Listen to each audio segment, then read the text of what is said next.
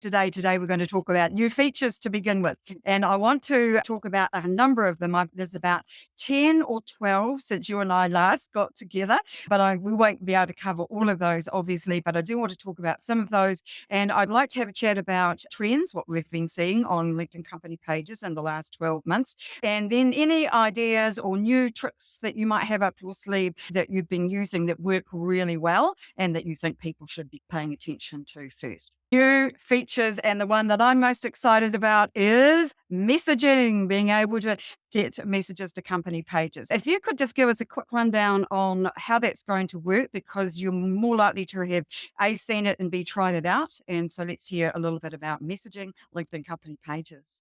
I'm going to let you in on the secret that I haven't even tried it. And I'm going to tell people why, because I'm in the same boat that the reason why you probably haven't tried it either. I've got a Oh, backup page admin. So before I dive into that, if you have more than one page admin, this feature is not going to pop up for you immediately. It might come in the future, but it's not rolling out. So for me, when I was asked to be in the trial, I had a choice, Lynette. Do I want to test out the new feature messaging, which I was dying to do? yeah, Or I do I bet. want to remove my second page admin who helps me set up events and runs a whole bunch of stuff in the background?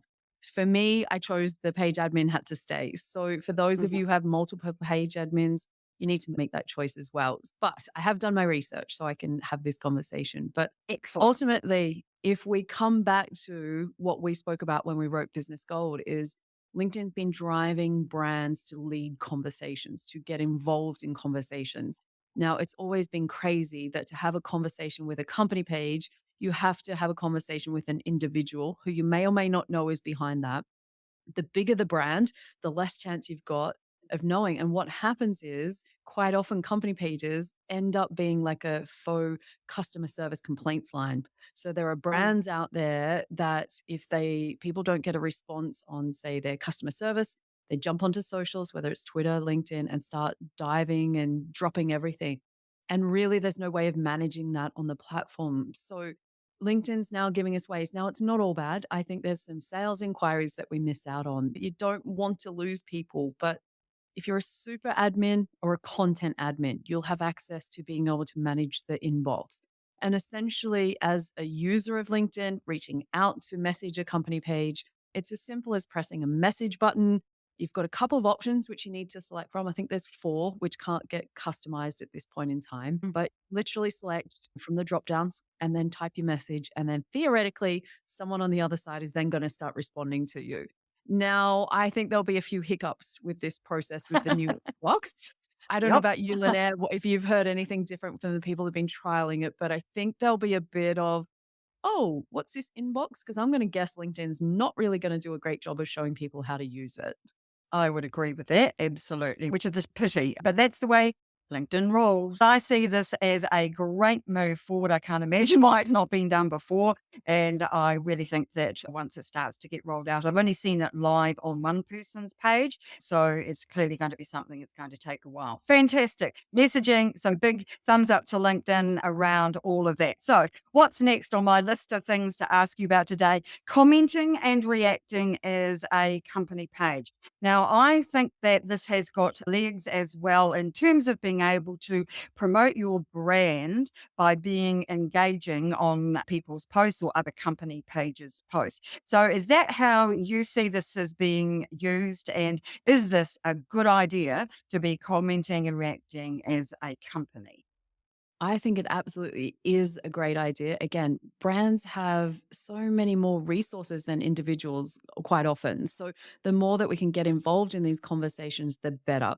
Now, the problem is quite often, I don't know about your experience, but mostly what I receive is company pages commenting on my posts that are probably competitors or in some way, shape, or form, not adding to the conversation. So I'm not anti competitors commenting on my page or anything like that or on my post, but it tends to be those same kind of people that are using automation tools and sprouting lead gen and trying to direct traffic away. Now, that's not the intention that's behind this. It's about how do you add to the conversation? So it's not even theoretically about competitor or not. It's like, are you bringing the conversation forward?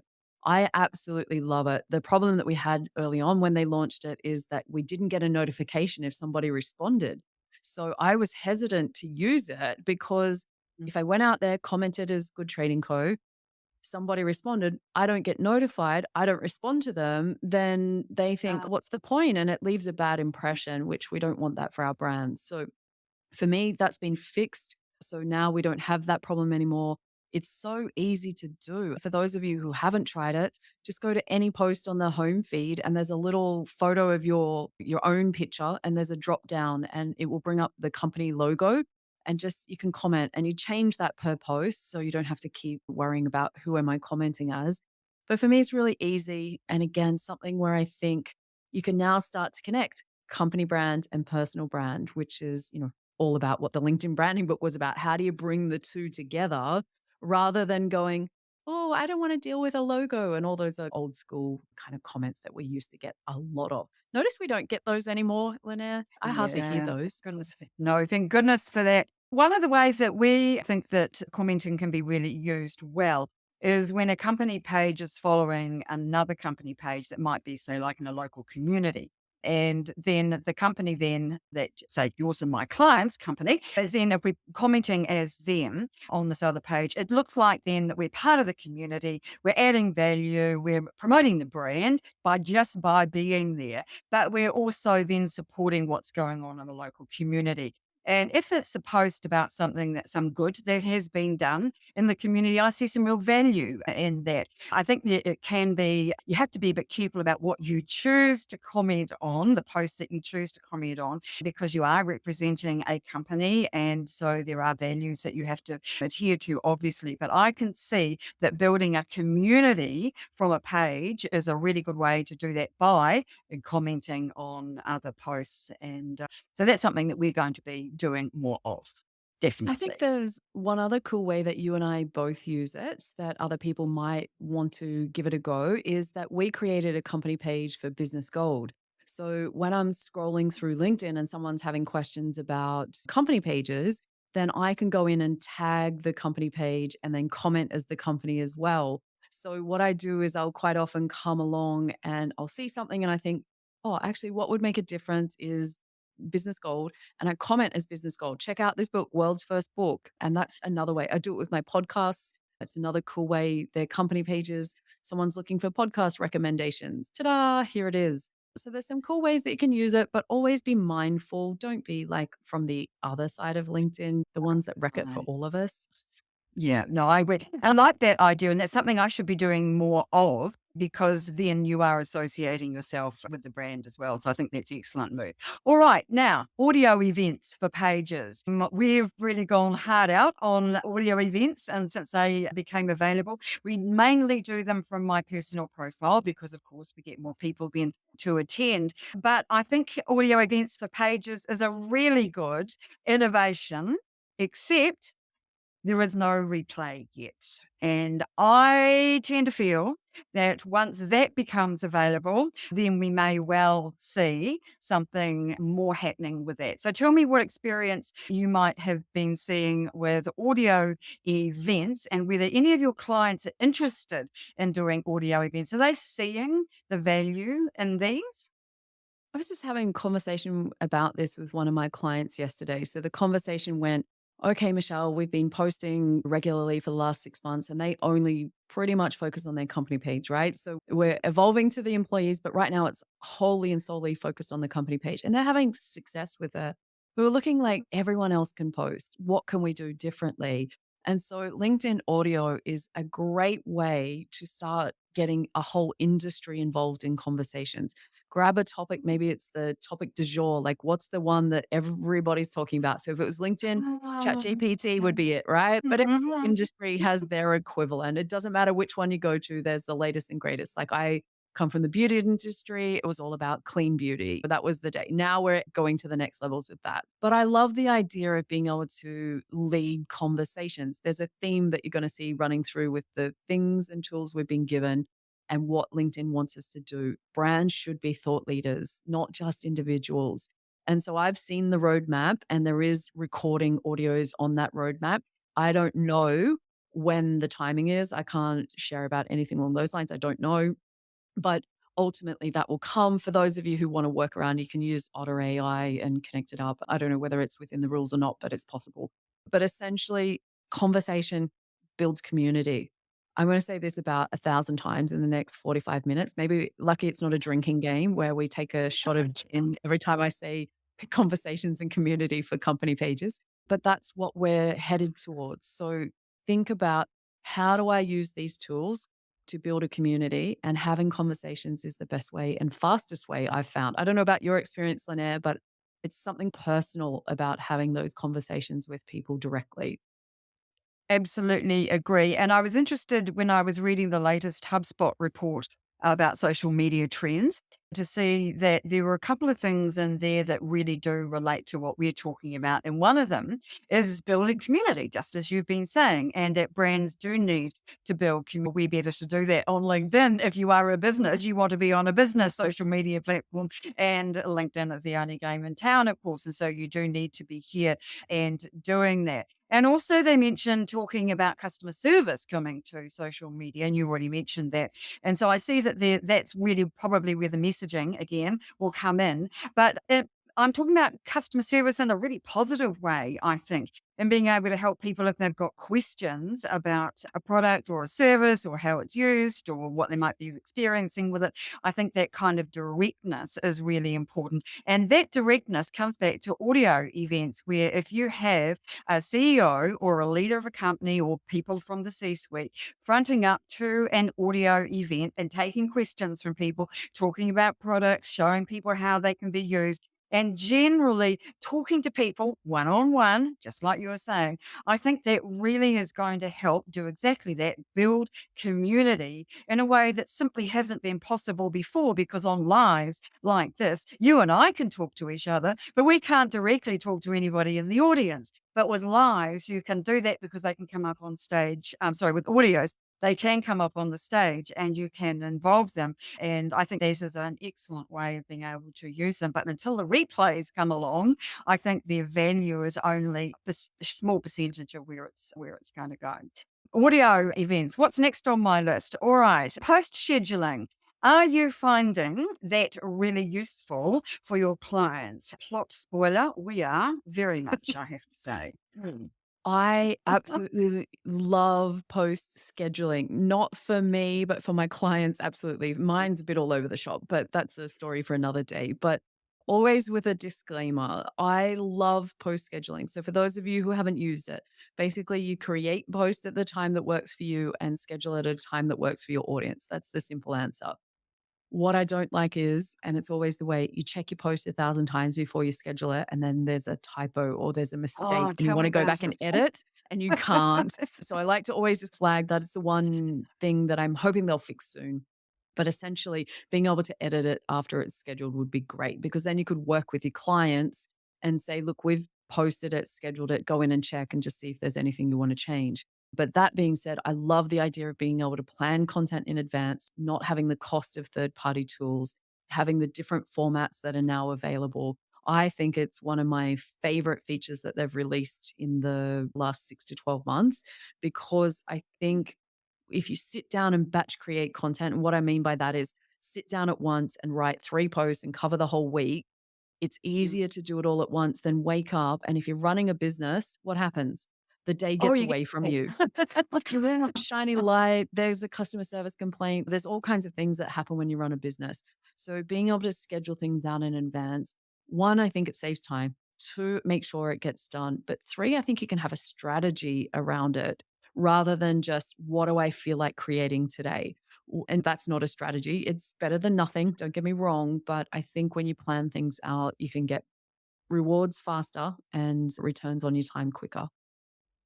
And I agree that planning it is really important because you can make sure you've got all the different formats covered. And if you have a business that does different kinds of products and services, not just one thing, then you can make sure that over a period of time that you cover all of those in a controlled, planned way. And then also that you can add in extra things that might come up that do need to be covered because something has happened. There might be something in the news, for example, but then you've still got a little bit of leeway to be able to add extra things if you want to do that. And I'm like you, they work really well for our clients, but we don't tend to use them on our own posts because I'm sure that you're like me, that when you put something up, you want to check back in a few minutes and see whether anybody's responded to it, and then do that several times throughout the day just to make sure that you are right front and center and not being seen to be somebody who posts and ghosts. I think that that's important to be making sure that you do that. I think the company pages probably need to be a bit more aware of responding to comments, but because there aren't as many comments on a company page post, which is what we find, but I will just ask you to clarify to make sure that's right. But we get more on our own post, personal posts, that there's not that same kind of need really to be there and monitoring the post. Is that a fair comment, or do you think the pages need to be there and monitoring the post all the time? Look, I don't think you have to be as babysitting the post as we would say, which means hang around that first kind of hour. Now, I've moved away from that with my personal stuff as well because I Have found what you? I was doing is I was posting first thing in the morning. Here's why: Mhm. posting first thing in the morning, which works for my audience because a shout out to all the US people, they're awake and, it all works. But then what I would do is I would sit around and respond to all the comments because that helps get my content seen by more people. But then I lost my most productive hours of the day. So then I never caught up for the rest of the day. So I've had to play around with things. And that's what I always encourage: experiment, experiment to see what works. You're right. Comments don't come as much on company pages. And to be honest, with the reach on company pages as it is, we all know it's down the toilet. I'm not here to pretend that I've found the magical golden goose that can change that today, besides paying for it. But the ultimate thing there is just make sure you do. Like I made a whole YouTube video recently on one of my favorite products, which is the Remarkable. Now, I love it, Lynnaire, because Oh, I I've got one encouraged you too. to buy Yes, it. Right. yes, So that's I right. You love did. I love the Remarkable, but every time I saw an ad for Remarkable, because they must have been retargeting me because I went to the website, these ads would show on my feed and they look like posts and there was all these comments and they were complaints. They were people that were Oh, loving no. the product. They were everything and nobody had responded. Now, I thought maybe once it was just a one off bad time, but every time I see their ads, the same problem keeps popping up. And it's a missed opportunity for those who love the product. They're your Mhm. ambassadors, right? They're people like me telling the whole world that I love it. The other thing is you've got unaddressed complaints, which then, if I'm someone that's considering buying it because you've shown me the ad and you're not addressing those complaints, that creates an impression of you don't care about customer service. So, this Mm. is where I think commenting and responding to comments as company pages is really important and another opportunity to have those conversations. Now, this is feedback that you're getting directly from your target audience and they're ignoring it. So yeah, I did a whole YouTube video on that one just to say, look, this is what I would do. This is how I would improve it. And whilst they're not alone. They're not Robinson Crusoe in this whole problem. I'm sure you see it all the time, but being responsive sets a standard for how I think that the company would interact with me if I had an issue. Yes, I agree with you. There are many instances of the very same sort of thing. And I think that if you are, as a company on LinkedIn, then you need to be aware that people can take that opportunity to say things, positive things and negative things, and really make a response. I think that's a crucial communication, Michelle. Doesn't it always come back down to communicating? People do business with people. And so just communicate with people and tell them what is going on, because if you look at any PR disaster anywhere in the world on any topic at any time, the main issue was always nobody has told us what is going on. And I think that is can be the same in a situation like this. All right, let's move on to trends and the things that we are both seeing. And one of the things that you've mentioned already is the fact that organic reach not quite at the same level as we once saw, to put it delicately. But I do think that there might be some ways around that. And one of them that's had a bit of publicity in the last few months has been the idea of personal posts being boosted by companies.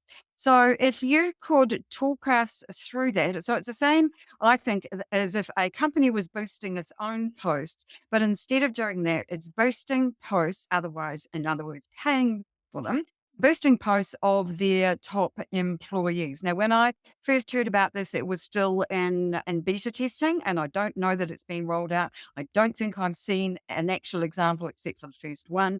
So, several questions there. Is this a good idea?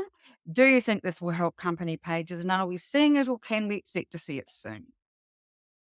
I last time I checked with AJ Wilcox, who I know you had on your show recently, last Mm, time I checked, it hadn't been rolled out further. I don't even think he had access to it. It was a test. yes, In theory, this whole pay to play, I can see where LinkedIn's going with it. Obviously, they want to make money. That's why we get to enjoy this platform mostly free. So I get it yes. from that perspective. As a user, as a LinkedIn for B2B growth kind of trainer, I look at it from a business perspective. Would I want that option as a business? Absolutely. Because what I read a really interesting post the other day from someone at LinkedIn, and it was essentially saying that when it comes to building brand awareness, organic is not the way to go because you're just showing content to people you're already connected to, right? So Oh, they already know your stuff. So the only way if you're looking to grow brand awareness is to show it to people who have never seen your content. And it made me take a step back because I was like, oh, I've never really thought about it like that. If a brand awareness mm, play, you need to be in front of eyes that don't know you. And that's not our initial things. Having content come from an employee and promoting that, I absolutely love that idea in general because I think that whole thing of not seeing who's behind the company is so important. Who's behind the curtain? And so from that perspective, I really love that idea. But then it becomes who's got the most money pays for the post to be seen by the most mm. people. That's where I'm on the fence, I think is what I'm going to say on this one. I can see pros and cons. If I had to pick either way, I think I'd pick I don't want it. I don't let us know in the comments which way would you rather them have this ability or not have this ability because we're trying to squish over what 930 million people on this platform now. That home feed's not getting any bigger. Do I want more No. pay to play? I don't think that's the solution, but if I'm LinkedIn, I can see why I want to offer it. I guess it's too, it's going to depend on whether they remove more organic posts from feeds and add in increasing numbers of sponsored posts, which I've seen some debate about recently about how prevalent that really is and how many posts that are paid for are actually showing up in our feed. So Yeah. it's going to be interesting to see. I have to Mm. say, though, that if it allows companies to promote thought leadership amongst their teams, their good team members, then I think that's a really positive thing because I really do believe that many companies are missing a great opportunity in having their thought leader team members out in front and promoting the brand, talking about their area of expertise. Because if the person looks good, so does the company that's employing them, and everybody wins. But I see far too often fear around that. Oh, my team member's going to be poached. Oh, that's not going to work for X, Y, or Z, where we can't control what they say or whatever else it is. And I just think that is such the wrong way to go about it. And I would be really interested to hear whether you have a different view of that and how you feel that employee advocacy should be or could be better done here on LinkedIn. Yeah, that fear factor I don't think is going away. And what I find is if it happens to someone in the business once they leave, then they wipe LinkedIn altogether. And I think the cost versus benefit, you're going to lose out more than by not taking the risk and putting yourself out there and really making it about your target audience and building up all that thought leadership, like you said. There's more to lose by being invisible on the platform than what there is by potentially losing someone that's creating content.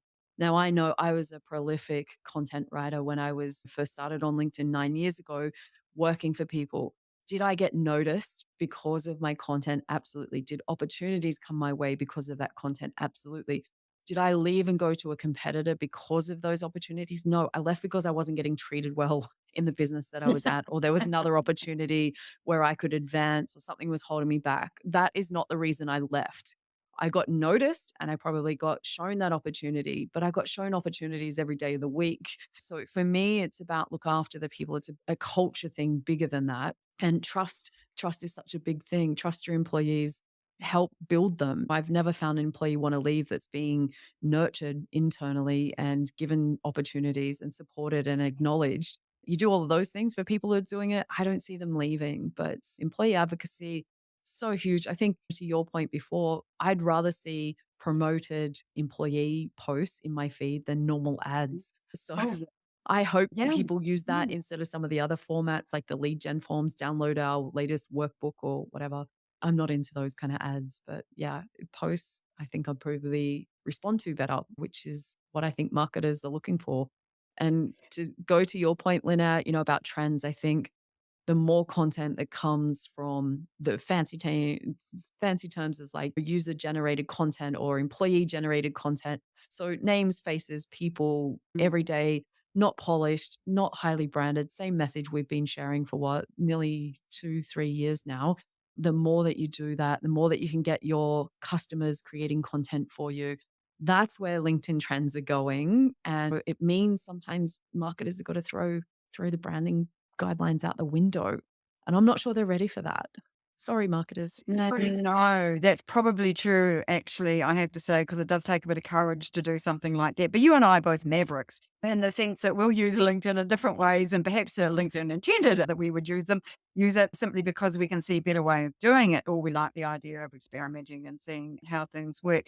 All right. So, what other trends then are you noticing with your clients at the moment? Good trends, ones that aren't perhaps positive, that then you're trying to find workarounds or solutions to.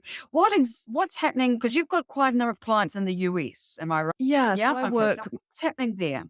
yeah, so I work mostly with the US, and it's a really interesting market. Funny enough, I don't work with very many clients in Australia. I don't know how that worked out, but this is how it is. What I'm finding is universally, people are now acknowledging LinkedIn and building their company page and company brand is a must have. Now, when we wrote Business Gold a couple of years back, that was never a conversation that was going on. Like, we were definitely the Mavericks that went out on a limb back then. Now it's like, how do we leverage this? How do we bring our whole team together? So it's not just two people in the marketing department that now have this whole responsibility to take over the world on LinkedIn. It's a team sport. So definitely seeing it's not just one person that wants training, it's how do we get the team moving and starting to see how do you build a personal and a business brand? They have to be used together. And so I'm starting to see that now for people that want to build community. But if you want to know what can you do on a company page, okay, so your posts aren't showing in the feed, right? So here to say, absolutely, you got me, not changing, getting worse as time goes on, not getting better. What do you do? Exactly what Lynnaire shared. You start having conversations. How do you do that? LinkedIn audio, LinkedIn lives, and LinkedIn company page newsletters. If you do not have a strategy for one or two of those things, you need to go back to the drawing board because you can use your invite credits, you can build up subscribers. That's how you're going to get interaction not showing up in the home feed. So stop complaining that it's not in the home feed. It's done, it's dusted. There's nothing we can do. Right? So stop trying Yeah. to bang your head against that brick wall. That it doesn't work the same as your personal profile. And this is where people get so frustrated. They do what works on their personal profile, come over onto the company page, do the same thing, and then go, doesn't work. Company pages are broken. Rah, rah, rah, rah. We hear it all the time. No, they're not broken. They just work different and you have to try different things. Those are the three things that I think you really need to have a look at.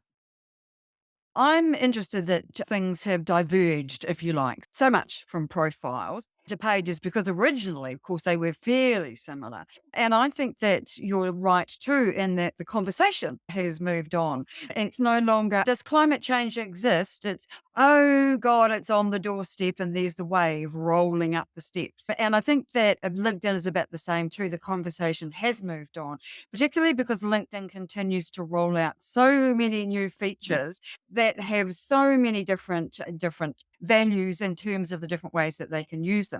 Because the ones that I've already mentioned are specific to company pages, but there's nearly 100 new features already so far this year, and we're not even at the end of May. And a lot of those can be used on company pages. They're just not company page specific.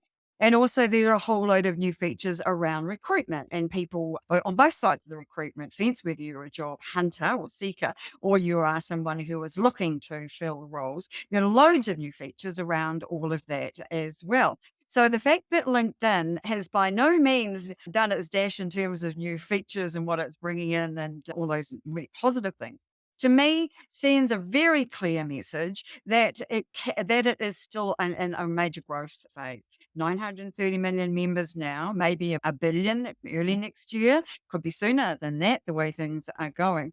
And so there is still a lot of room for LinkedIn to move, a lot of ways that it can grow. And one of the things that you will have noticed, everybody who's not been living under a rock will have noticed, and that is something that you have already mentioned in passing, and that is the use of ChatGPT and AI. Now, we've seen talk about it being beta tested for drafting posts, not something that I am terribly happy about. But people will experiment with it because it's new, great, new shiny object and all of that. So yeah, it's what you'd expect. But what I'd like to know is what you think might happen with AI generally when it comes to company pages. And this is white hat stuff, Michelle, not the black hat stuff that we don't want to talk about or don't even want to think about happening. Do you think that there are ways that we will see that LinkedIn will be making good use of ChatGPT and other AI tools in company pages in the next 12 to 18 months, potentially? Crystal ball, gaze into your crystal We got it pretty right in the book when we used our crystal ball. So here's what I would say. I think Microsoft, who has an investment in ChatGPT, and LinkedIn has a vested interest in it working. LinkedIn has a vested interest in us spending as much time as possible on the platform because they can show us more ads. That's how they make money, like a big chunk of their money. So if we think about it, they have to make this work on so many different levels. There's two things. ChatGPT is only as good as the prompts that you give it. And that is an art and a science to itself. And so, even with myself playing around with it, how I used it in the beginning versus how I do now, I've come a long way. There's something that I'm going to say we wrote about in the LinkedIn branding book, which I think is going to outplay any of these ChatGPT features that come into LinkedIn. And it's called fear. And I think people's fear of putting content out there, regardless of the tools and how they can write it, I think that will stop more people from using it. And I don't think, I hope it encourages people and gives them confidence or ways to write because not everyone's a writer. Not everyone has a background, or maybe English is a second language, or you're really a subject matter expert, but maybe you don't know how to write on LinkedIn. I hope it brings more people out. That's what we get a bigger mix, not just those of us Mm. who enjoy creating content. I like the idea of it helping and prompting. At the same time, it relies on the individual to analyze it, check it. It's got to be fact checked, all these kind of things. And it has to have your own brand. Branding's what makes you stand out. Branding's means that we don't all end up as robot clones. So, from that perspective, you have to do the work. This isn't going to take away the work, and branding's going to become more important over time. So, I'm excited by it. I'm hoping it will help more people. And as I have said in a recent LinkedIn Live, that it's AI is the dance partner, but you have to take the lead. So the more that you work together, the better it is. But yeah, don't switch off your brain is my advice. It's a really good analogy, actually, using it as a dance partner, because I think too often people tend just to use it at its face value. And I don't know about you, but I pretty much can tell when posts have been written by ChatGPT. They're just awful. Now, you and I both are both writers. We are both published authors, even. And so, consequently, we have a different view of writing than a lot of people. And I understand, as you said, that writing is not something that is easy for everybody. And so, the people who find that difficult may see this as a potential workaround. But as I think it's important that they make sure that their posts are accurate grammatically, with spelling, all of those kind of things, but really that they have a human element. Chat GPT and AI cannot delve into your brain and dig out the knowledge that you know. So expecting it to be able to do a thought leadership piece on something that is your particular area of expertise, I think it's just simply not going to work. Bearing in mind that there are these constraints, I can see uses for it. But again, you're absolutely right. Don't turn off your brain. Use it advisedly and use it in a way that augments your own thoughts and your own work, and potentially just puts it into a better order or makes it more understandable because of potentially English being a second language. So it's going to be very interesting Michelle. And I think that the old Chinese adage, we live in interesting times, or may you live in interesting times, is meant for us because we certainly do. 3 years ago, nobody would have known that how Zoom would have taken off. Now look at us, Chat GPT and AI. So it's going to be fascinating to see where it goes.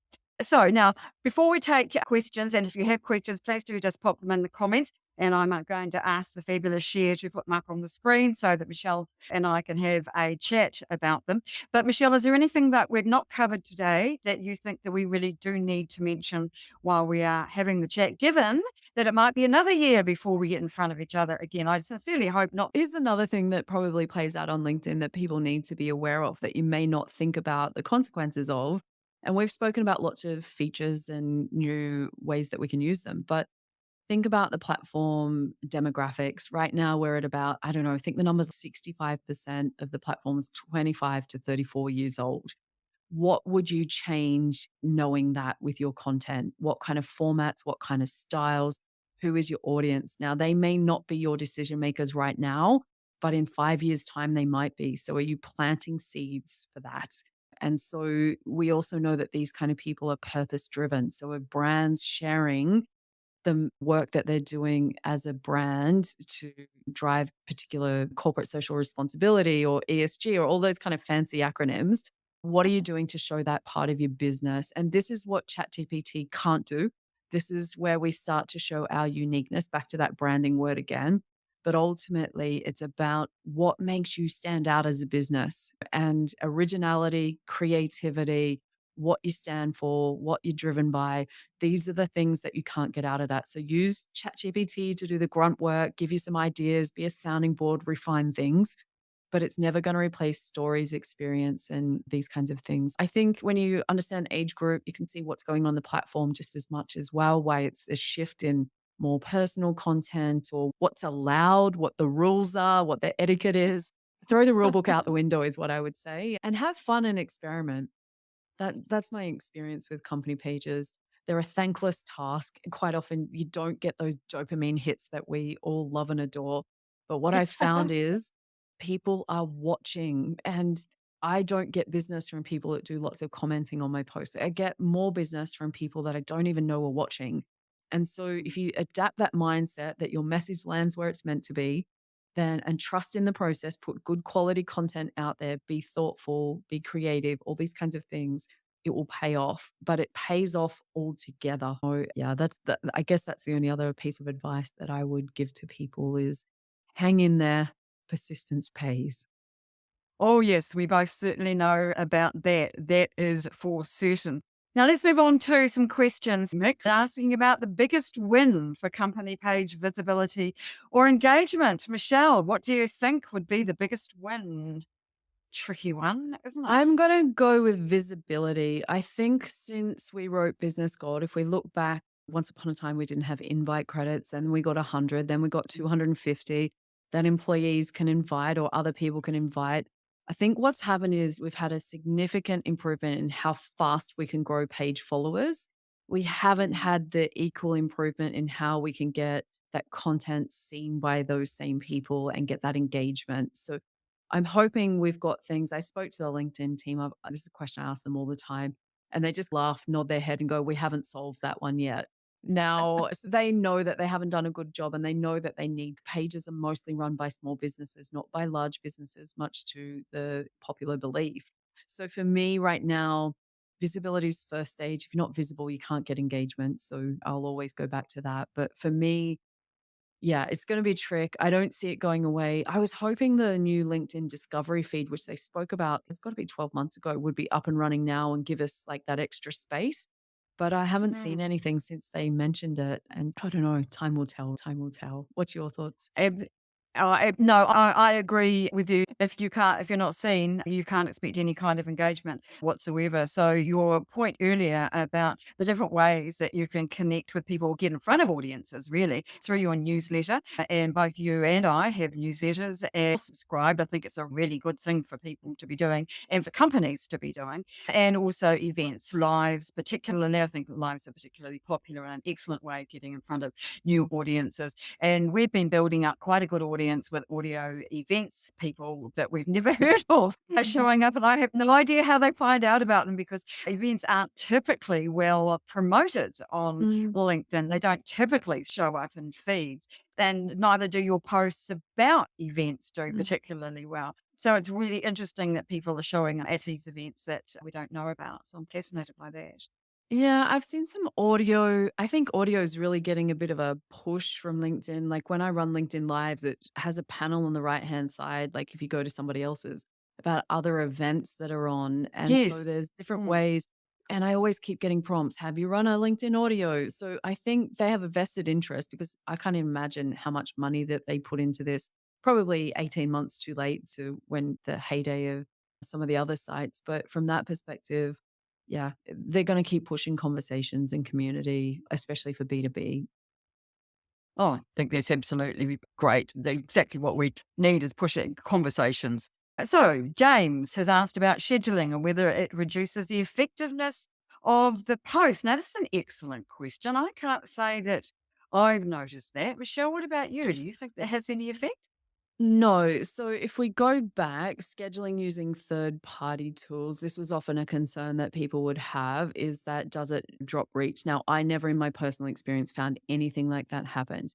The only way that it impacted was we had different formats that weren't available to be used to schedule in third party tools. So you were limited. So, say, for instance, when polls were going crazy, we couldn't schedule polls.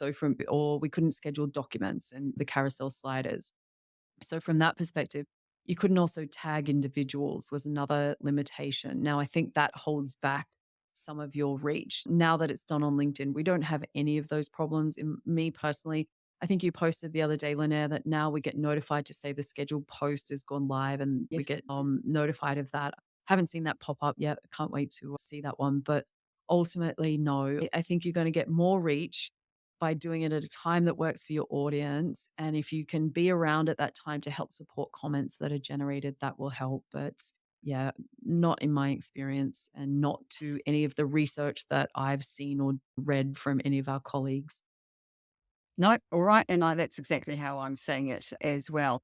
And now a question from Sandra. So she's in the same part of the world as you, from over at the ditch, as it were, in Australia. Is it too much to have a company newsletter and also a personal newsletter on a different topic? Now, that's an interesting one. And I'm not entirely certain I really have an answer to that one. Michelle, what's your thought on this? So, I guess not knowing the business and not knowing why it's different topic. First to answer, should you have a company and a personal newsletter? I'm a big fan of having both. They're different audiences for me. My company page is super niche. My personal one has got connections that I've gathered since 2009. So, personal and company newsletters, I encourage people to have both. If you've got the resources, if you've got a strategy, and if you can do it consistently, that's the challenge, depending on the size of your business. Would it be seen as a disconnect? I don't think so because you've got two different audiences for the most part, but I just question why so different. I have a personal and a company page one, and there's a lot of overlap, but they have their own individual kind of targets that I'm doing. And I've changed styles over time as well. So I tend to write them more on one subject, like an article that happens to have subscribers these days. But there's no right or wrong with anything on LinkedIn. So I would say try it. If it works for your community, keep doing it because ultimately you've got to know what your business goals are and work your way backwards, is my recommendation. All right. Excellent answer. Thank you. Question. Any advice when you're setting up your newsletter? And I've got a piece of advice, and that is don't forget to add in the SEO into the various fields on your newsletters and on your articles. And I'm saying this out loud because I just remembered today that I forgot to do it on my own just this week. That's because it's not anywhere that makes logical sense. Tim, to Mm. answer your question, here's my advice, and to anybody else listening, congratulations on getting a company page newsletter out there. I'm excited for that. But here's what I want you to have a look at. The very first time you send your newsletter out, and this applies on your personal and your company page, but let's just stick to the company page for today. The very first time it goes out to every single page follower, right? It is your golden free kick. It's the only time on LinkedIn that something goes to everybody that follows the page. And the same applies over on your personal. It's all your connections and all your followers. It is the biggest free kick that you are ever going to get, and you get it once on LinkedIn. So if you only have a small amount of company page followers, say if you're only at 500, are you going to use that kick straight up and only get a percentage of 500? Or do you want to wait until you're at 1,000, for instance? Now, my advice is always just wait a couple of months. It shouldn't take you too long to get that bigger number. So, from that perspective, make it a cracker, make it one of your best, jam it full of so much value for people, always write it for the audience. You should get subscription. The numbers that I've seen, that email that goes out to notify everyone, roughly 30 to 30% ish of your existing followers is what will end up subscribing to the newsletter.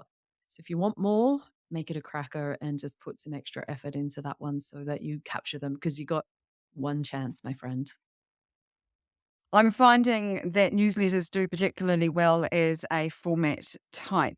In other words, we seem to get very good reach with newsletters, not least because, of course, if people have the button switched on, it will show up as an email. And this is an aside. Recently, I went to my settings and turned on newsletter email notifications. And Michelle, my inbox just got swamped. It was absolutely deluged. Now, in the time that newsletters have been available, I have been very careful to only subscribe to newsletters that are about LinkedIn. I made that decision really early on that unless I knew a person particularly well and had a reason for subscribing, I would always turn down everything that wasn't LinkedIn related. I can tell you that when I turned that particular feature on, it made absolutely no difference to whether I had actually said yes or no to subscribing to a newsletter. They just showed up in my emails.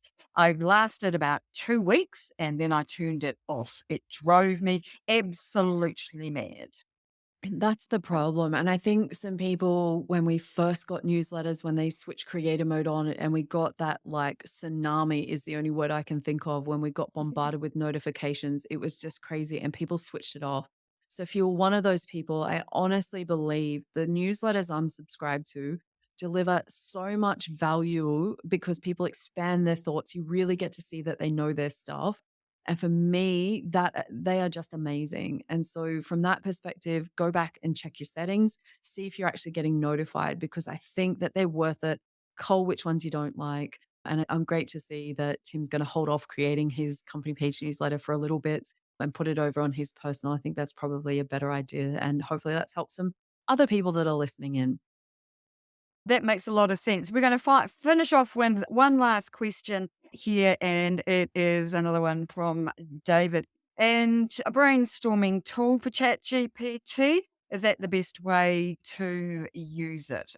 What do you Yeah, look, absolutely. And as I said, I did a LinkedIn Live with as Isabella Bedoya, who, if you're not following her, go and Well, follow that was her for all great. things. I She really is enjoyed that. She had a lot of good things to say. Yeah. her content every day teaches me a new way to look at things. Absolutely. If you're staring at a blank page and go, I don't know what to write, then it's a great way to bounce ideas off. It's like having a colleague, but not having one. You can just shut them up and when you don't want them. But ultimately, for me, it's only as good as what the topic. Like I couldn't go and write on a subject I have zero clue on because I wouldn't know what questions to ask ChatGPT intelligently, or I wouldn't know if it gave me good quality stuff. Go and have a play with it. This is what, have a swing, see what comes back, play around with it, and just experiment because I don't think it's going away anytime soon.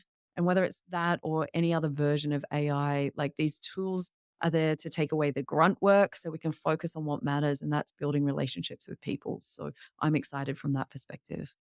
And I think there are a lot of opportunities for it in other areas. I see a connection of mine called Dave Officer who writes funny posts to do with design, and he's really super clever with them. And he's constantly experimenting with AI and turning it into a video and then sharing it in a really humorous way. And so I can see that there's some real possibilities around it, and we just have to be open.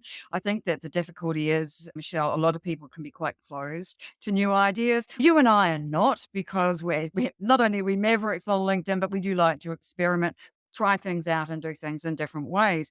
And I think that if you treat Chat GPT in a similar sort of fashion, it's something that to try out, to master, to get to grips with, and to use it in a positive way. I remember a lot of things that have been introduced and launched over my lifetime that the world was going to end when they arrived. I remember that television, this is how old I am, television was going to ruin radio. Look at us now. It's funny. And Y2K, anyone? Who remembers Y2K? I think the whole well, planet was meant to I stop then. And yes, I'm that old as well. exactly.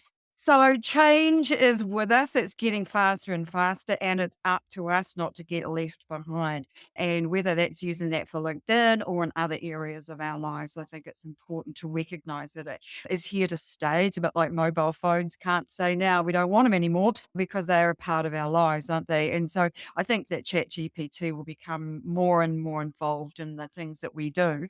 Anybody got a Siri or a Google? What's the Yeah, other one? those things. Siri or yeah, those things. They are with us for keeps. All right. So in wrapping up, lots of great new features for LinkedIn company pages in the last year. Lots in other areas of our LinkedIn as well. Michelle, thank you so much for being with us. But any final thoughts today? Look, if you haven't got, that's all about building community. Oh, if I haven't shared that, you've got the tools to build community. You've now got so many different ways that we can reach the audience. So use it wisely. Think bigger than just collecting page followers.